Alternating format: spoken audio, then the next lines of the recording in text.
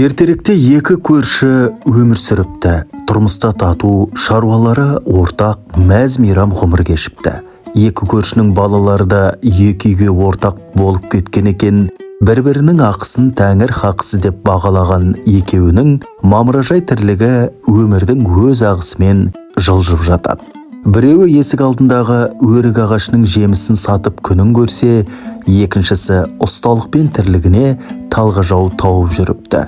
Бағбан өзінің алғашқы жемісін ұста көршісіне дәм татыру үшін апарып беруді жылдағы дәстүріне айналдырған. Ұстада бағбан көршісінің қажет құрал саймандарын соғып беріп, бір-бірінің қажетіне жарап жатады. Бір жылы қатты қуаңшылық болып, өрік ағашы жеміс бермей, бағбанның жағдайы күн өткен сайын мүшкіл тарта береді. Оны ұста көршісі байқамаған, содан әлгі бағбан тіршілік ету үшін амалы таусылып, аңшылықпен азық табуға көшіпті. Ұстаның баласы көршісінің әртүрлі аңның етінен әзірлеген небір керемет тамағына әбден дәнігіп алғаны сонша, сол бағбанның үйіндегі асқа құмартып тұратын деңгейге жетіпті. Бір күні бағбан көршісінің үйінен шыққан жаңа піскен еттің иісі ұста баласының мұрнын жарып жібере жаздайды. Ойын баласы дереу жүгіре басып, бағбан көршісінің үйіне әдеттегідей кіруге ұмтылғанда: «Балам, бүгін саған біздің үйден тамақ ішуге болмайды. Бүгінгі асыңды өз үйіңнен іш» деп шығарып жіберіпті.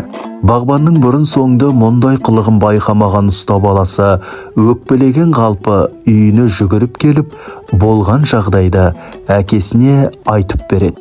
Ұста сол кезде қажылық сапарға аттану үшін бар жиған тергенін буып түйіп, жолға қамданып жүрсе керек. Көршісінің бұл қылығын түсінбеген ол бағбанның үйін бетке алып мән-жайды білмек болады.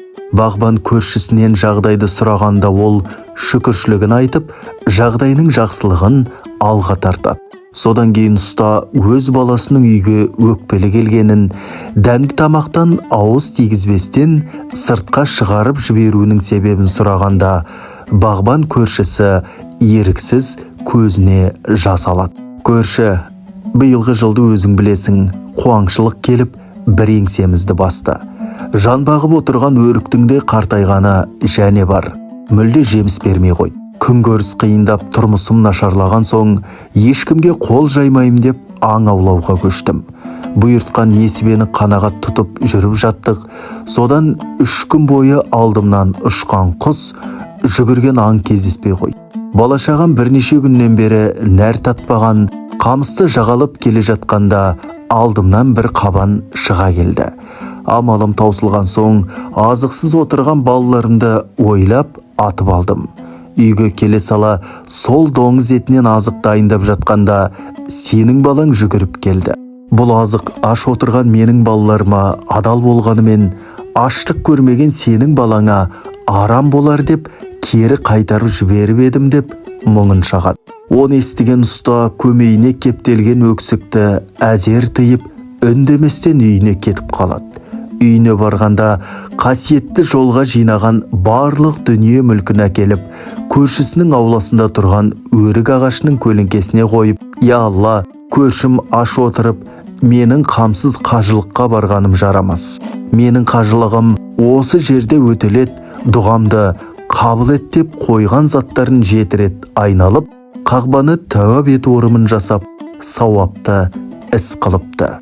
Дінімізде қажылыққа бармаса да барғанның сауабын берген, садақа бермесе де бергеннің сауабын жазып қойған мысалдар өте көп. Осыдан біз амалдың ниетке байланысты екенін ұғамыз. Егер адам мешіт салса, жол салса, көпір салса, құдық қазса, шәкірт тәрбиелесе, ағаш ексе, ол адамдардың сауабы ақыретке дейін жалғасады екен.